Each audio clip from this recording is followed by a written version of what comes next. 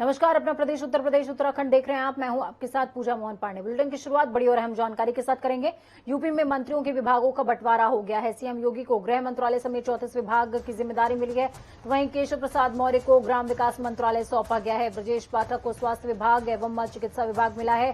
बेबी रानी मौर्य को महिला कल्याण विभाग सौंपा गया है। स्वतंत्र देव सिंह की अगर बात की जाए तो जल शक्ति मंत्रालय, नमामि गंगे जैसे अहम मंत्रालय इनको सौंपे गए हैं। अरविंद शर्मा को नगर विकास विभाग, जितिन प्रसाद को पीडब्ल्यूडी विभाग मिला है। तो वहीं संजय निषाद की बात की जाए तो मत्स्य पालन विभाग इनको मिला है।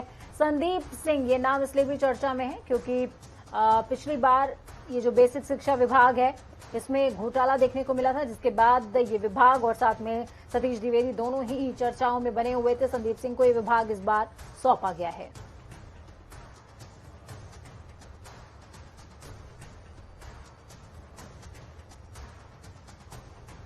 चलिए ग्राउंड जीरो का रुख करते हैं। हमारे साथ में अनूप जुड़े हुए हैं। अनूप, विभागों का बंटवारा हो चुका है जिसका बेसब्री से सभी को इंतजार था, और इस बीच संदीप सिंह पर मेरा विशेष फोकस है क्योंकि पिछली बार सतीश द्विवेदी के पास ये मंत्रालय था, बेसिक शिक्षा विभाग, जिसमें तमाम तरह के घोटाले भी लास्ट मोमेंट पर निकल करके सामने आए थे, जिससे बीजेपी की छवि को काफी ज्यादा इफेक्ट पहुंचा था।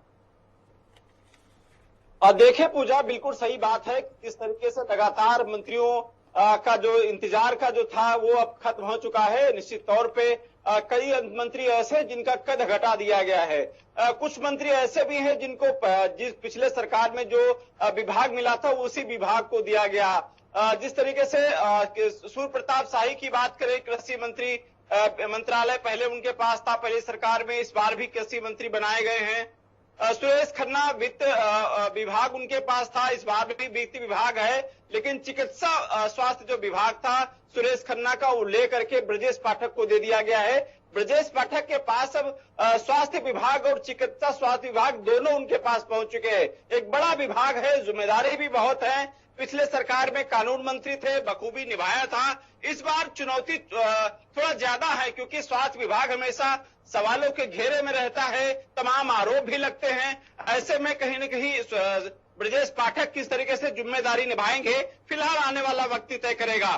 परिवहन विभाग एक महत्वपूर्ण विभाग है, वो दयाशंकर को दिया गया है। दयाशंकर उस पे पूरी जिम्मेदारी से निभाएंगे, ऐसा सरकार उम्मीद जता रही है। जिस तरीके से लगातार बेसिक शिक्षा विभाग एक चर्चाओं में था, घोटालों को लेकर के था, सरकार ने एक बार फिर से संदीप सिंह को इस विभाग को पूरी तरीके से सौंप दिया है। अब बेसिक शिक्षा विभाग अरविंद शर्मा पर चर्चा करेंगे। अनूप, अरविंद शर्मा को नगर विकास मिला है और उसके साथ में कई और अहम विभाग इनको सौंपे गए हैं। अरविंद शर्मा की कार्यशैली को लेकर के लगातार कहीं न कहीं चर्चाएं भी होती रही हैं कि अरविंद शर्मा जो है वो प्रधानमंत्री के करीबी हैं। उनकी कार्यशैली के चलते ही गुजरात से लेकर के वाराणसी तक उन्होंने काम किया है प्रधानमंत्री के लिए, या यूं कहें कि प्रदेश के लिए भी।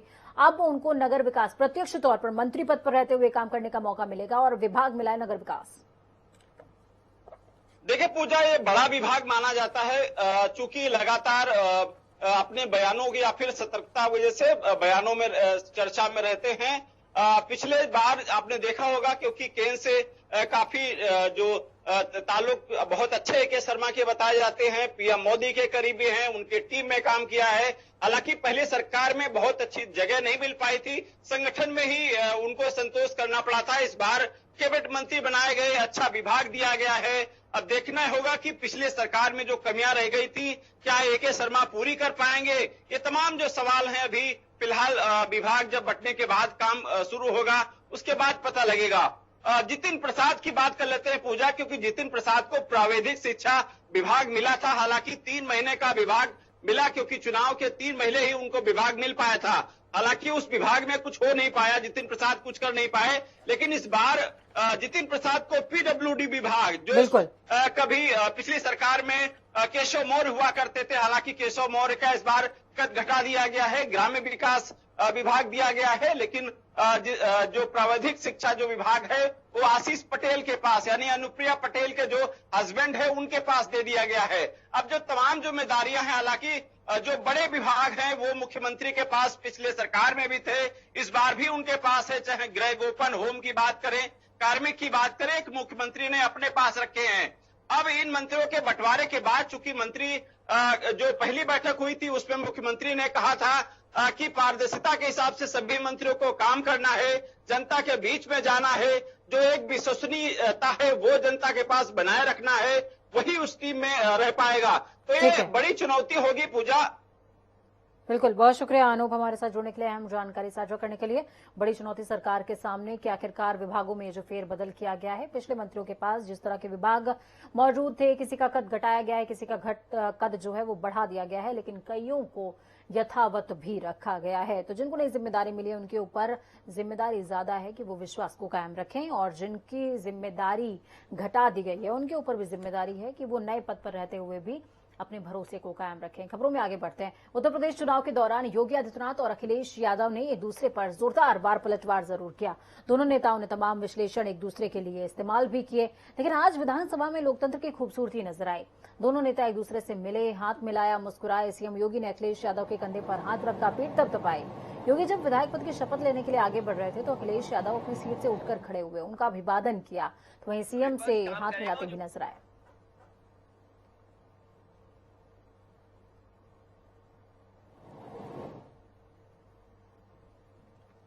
अखिलेश यादव ने सिर्फ मुख्यमंत्री योगी आदित्यनाथ से हाथ ही नहीं मिलाया, बल्कि डिप्टी सीएम केशव प्रसाद मौर्य से भी हाथ मिलाया। शपथ लेने के बाद जब अखिलेश यादव जाने लगे तो उन्होंने सबसे पहले केशव प्रसाद मौर्य से हाथ मिलाया।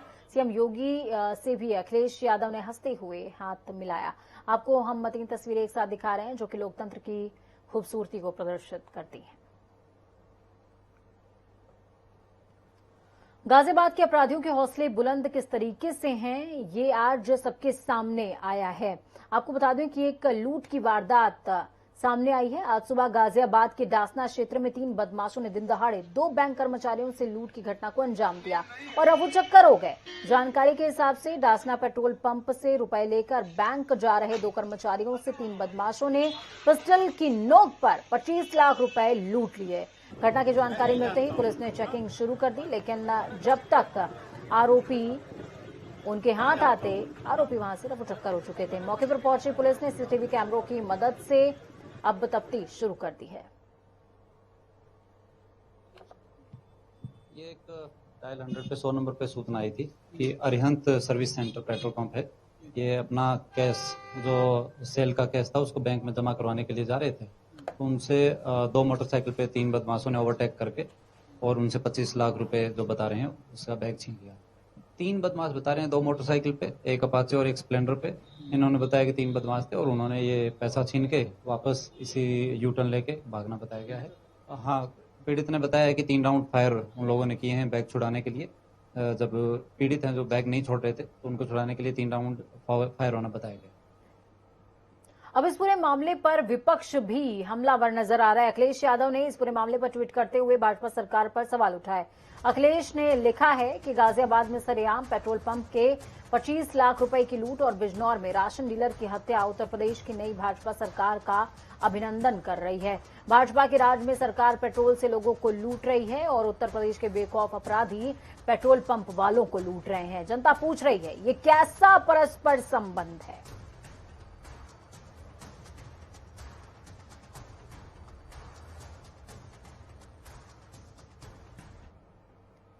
वहीं आपको बता दें कि राज्यपाल आनंदीबेन पटेल कल आगरा पहुंचेंगी। यहां वो आगरा के डॉक्टर भीमराव अंबेडकर विश्वविद्यालय के 87वें दीक्षांत समारोह 29 मार्च को खंडारी परिसर में आयोजित होगा, वहां पर मौजूद होंगी। कार्यक्रम में राज्यपाल आनंदीबेन पटेल और मुख्य अतिथि सुधानंद सरस्वती महाराज भी मौजूद होंगे। दीक्षांत समारोह में 1,18,000 छात्र छात्राएं मौजूद होंगे जिनको उपलब्धियां दी जाएंगी। तो वहीं केडी मेडिकल कॉलेज की छात्रा प्रिया को सबसे ज्यादा 7 पदक मिलेंगे। राज्यपाल विश्वविद्यालय की कई योजनाओं का लोकार्पण भी करेंगे। कोरोना की तीसरी लहर को लेकर वाराणसी जिला चिकित्सालय अलर्ट मोड पर आ गया है और मरीजों को मूलभूत सुविधा देने के लिए अपने डॉक्टरों और कर्मचारियों के साथ अथक प्रयास भी कर रहा है। जो भी मरीज अस्पताल में आए उसे तुरंत बेहतर इलाज मिले। आपको ये बता दें कि कोरोना की तीसरी लहर का असर छोटे बच्चों पर देखने को मिल सकता है, जिसको लेकर जिला प्रशासन ने अपनी कमर कसनी शुरू कर दी है। तीसरी लहर के लिए जो हमारे यहाँ लगातार तैयारी है और इसके पहले जनवरी से जो ओमिक्रॉन के पेशेंट्स आए हैं हमारे यहाँ, उनका हॉस्पिटल एडमिशन बहुत ज़्यादा नहीं था और घर पे होम आइसोलेशन से ही उनका इलाज हो गया।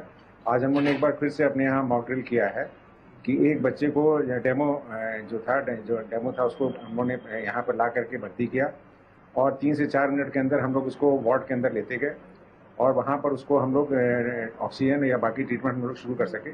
तो हमारे यहाँ की तैयारी जो भी है सारी संतोषजनक है और हमारे जो भी सीनियर डॉक्टर्स थे, सीनियर कंसल्टेंट थे, उन लोगों ने इस पूरी तैयारी में सहयोग किया और हमारी तैयारी पूरी। जालौन से एक मानवता को शर्मसार कर देने वाली घटना सामने आई, जहां पर जालौन के रामपुरा थाना क्षेत्र में एक गांव के रहने वाली युवती अपनी रिश्तेदारी में रामपुरा आई हुई थी, जहां पर वो घर में अकेली थी। उसी दौरान वहां पड़ोस के ग्राम में रहने वाला युवक भी आया और युवती को अकेला देखकर जबरन घर में घुस गया और उसके साथ जोर जबरदस्ती करते हुए उसे अपनी हवस का शिकार बनाया। इस दौरान युवती की हालत बिगड़ गई है और वो बेहोश तक हो गई, जिसे देख युवक मौके से रफूचक्कर हो गया। पूरी घटना की जानकारी पीड़िता ने अपने परिजनों को दी, जिसके बाद सूचना मिलते ही परिजन मौके पर पहुंचे और मामला दर्ज करवाते हुए तत्काल पीड़िता को मेडिकल परीक्षण के लिए उरई महिला अस्पताल में भर्ती कराया गया, जहां उसका डॉक्टरों की ओर से उनकी निगरानी में मेडिकल परीक्षण हुआ है। तो वहीं अपर पुलिस अधीक्षक असीम चौधरी ने बताया कि पूरे मामले में पुलिस ने 24 घंटे के अंदर आरोपी को गिरफ्तार कर लिया है। ये 25 तारीख की घटना है जिला जालौन के रामपुरा क्षेत्र में। ये गंभीर मामला दुष्कर्म का प्रकाश में आया। पुलिस ने इसमें बहुत तेजी दिखाते हुए बहुत गंभीरता से प्रकरण को लिया और उस आरोपी को 24 घंटे के अंदर गिरफ्तार किया और युवती भी अब ठीक है, आउट ऑफ डेंजर है। पुलिस तो बड़ी खबर है, हम जानकारी आपको देंगे। बड़ी खबर सामने आ रही है, देहरादून में राज्यपाल लेफ्टिनेंट जनरल गुरमीत सिंह से मिली ऋतु खंडूरी। राजभवन में राज्यपाल से मुलाकात हुई है, ऋतु खंडूरी ने शिष्टाचार भेंट करी है। बड़ी खबर अहम जानकारी आपको इस वक्त भी दे रहे हैं। बड़ी खबर अहम जानकारी देहरादून से सामने आ रही है, जहां पर राजभवन में राज्यपाल से ऋतु खंडूरी की मुलाकात हुई है। ये तस्वीरें भी आपको दिखा रहे हैं, अहम खबर अहम तस्वीरों के साथ, जिसमें ऋतु खंडूरी की शिष्टाचार भेंट लेफ्टिनेंट गुरमीत सिंह के साथ।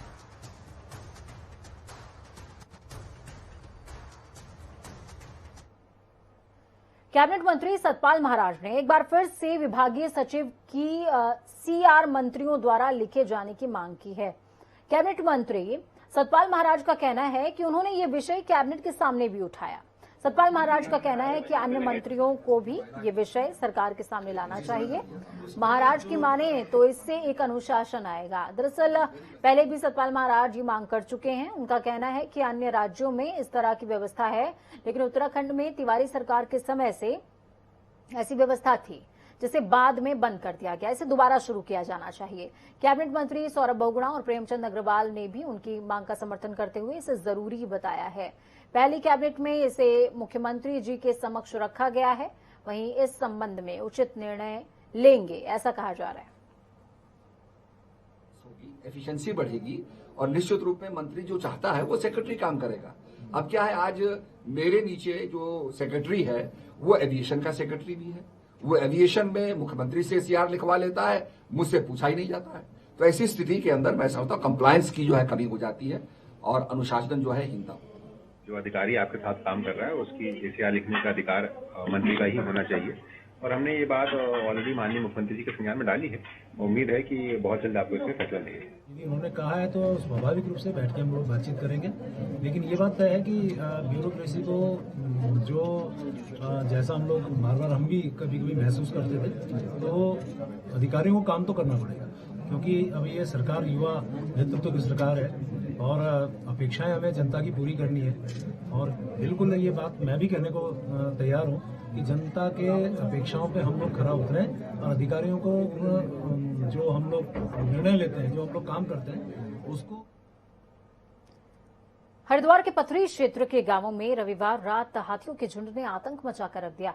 यहां उन्होंने गन्ने की फसल बर्बाद कर दी। जानकारी के हिसाब से पथरी क्षेत्र के 4 गांवों में हाथियों का झुंड घुस गया था। इसके बाद सूचना पर ग्रामीण इकट्ठे होकर मौके पर पहुंचे और पटाखे जलाकर हाथियों को भगाने की कोशिश की गई। सोमवार को सुबह वन विभाग की टीम ने मशक्कत करते हुए हाथियों को जंगल की ओर खदेड़ दिया। वहीं ग्रामीणों ने रोजाना होने वाले नुकसान की दुहाई देते हुए हाथियों की आवाजाही पर रोक लगाने की मांग करी। गौरतलब है कि यहां गन्ने की फसल खाने के लिहाज से हाथी रात के समय गंगा पार कर आते हैं। हाथी फसल कम खाते हैं जबकि बर्बाद ज्यादा करते हैं। बीती रात भी हाथियों का एक झुंड खेतों में आ घुसा था और फसल रौंद डाली थी।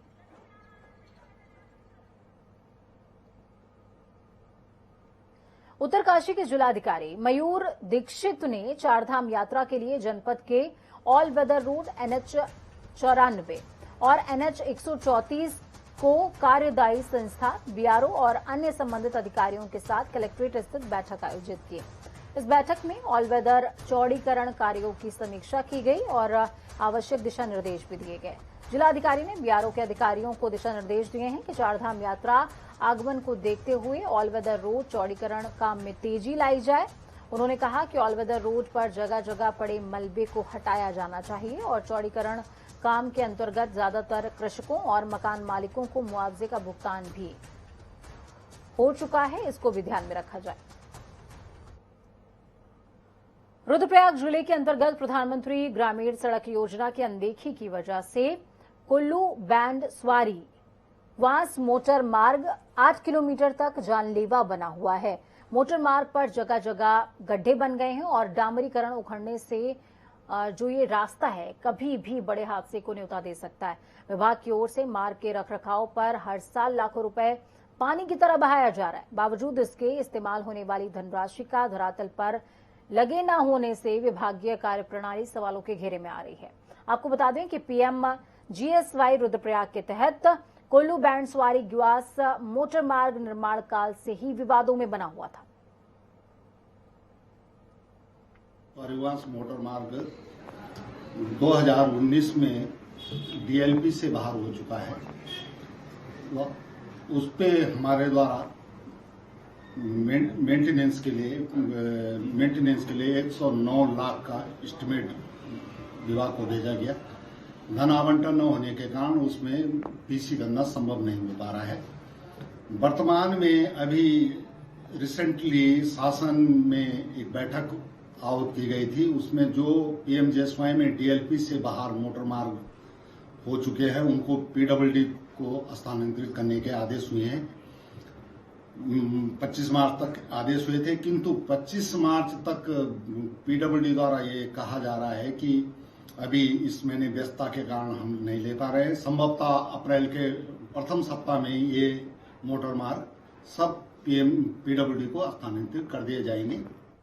वहीं कुमाऊं कमिश्नर दीपक रावत ने आज हल्द्वानी नैनीताल हाईवे पर काठ गोदाम के पास निर्माणाधीन कलसिया पुल का निरीक्षण किया। उन्होंने NH के अधिकारियों को काम में तेजी लाने के निर्देश दिए हैं। इस पुल से जल्द ट्रैफिक व्यवस्था को सुचारू किए जाने के लिए वैली ब्रिज लगाया जाएगा। कुमाऊं कमिश्नर दीपक रावत के मुताबिक आगामी 12 अप्रैल से कलसिया पुल से यातायात भी शुरू हो जाएगा, जिसको देखते हुए इस पुल पर दिन रात काम हो रहा है। गौरतलब है कि हल्द्वानी नैनीताल और हल्द्वानी अल्मोड़ा राष्ट्रीय राजमार्ग पर काठ गोदाम चौकी के पास पुल खराब हो चुका था, ध्वस्त हो गया था, जिसके बाद पुनर्निर्माण का काम शुरू हो चुका है। ललितपुर में भूमि संरक्षण विभाग के कर्मचारियों के उत्पीड़न से परेशान एक किसान 2 दिन से घंटाघर परिसर में आमरण अनशन पर बैठ गया। पीड़ित किसान ओमकार का आरोप है कि भूमि संरक्षण विभाग तालाब निर्माण योजना में 4 महीने से गुमराह कर रहा है, जिससे किसान ने खेत में फसल की खेती नहीं की। इसी वजह से किसान को भारी नुकसान का सामना करना पड़ रहा है। साथ ही अब विभागीय कर्मचारी 4 महीने के बाद खेत का रकबा पर्याप्त नहीं होने की बात करके परेशान कर रहे हैं। वहीं इन सब से तंग आकर किसान न्याय न मिलने तक आमरण अनशन पर बैठ गया है। आगरा में अंतर्राष्ट्रीय हिंदू परिषद के लोगों ने जिला मुख्यालय पहुंचकर पश्चिम बंगाल की सीएम ममता बनर्जी के खिलाफ जोरदार नारेबाजी और प्रदर्शन किया। राष्ट्रपति के नाम एडीएम सिटी को ज्ञापन सौंपा है। प्रदर्शनकारियों की मांग है कि पश्चिम बंगाल में लगातार हिंदुओं पर अत्याचार हो रहा है, उन्हें जलाकर मारा जा रहा है, लेकिन सरकार मूक दर्शक बनी हुई है। उन्होंने मांग की है कि ममता बनर्जी सरकार को राष्ट्रपति की तरफ से निलंबित किया जाए और पश्चिम बंगाल में राष्ट्रपति शासन लागू कर दिया जाए, जिससे हिंदुओं की जान बचाई जा सके। तो वक्त यहाँ पर छोटे से ब्रेक का ब्रेक उस पार खबरों का सफर लगातार जारी है। बने रहिए जनता टीवी के साथ, क्योंकि हमें आपकी ताकत, हमारी ये कामना है कि आपका आने वाला कल आज से बहुत बेहतरीन और सुरक्षित हो। नमस्कार।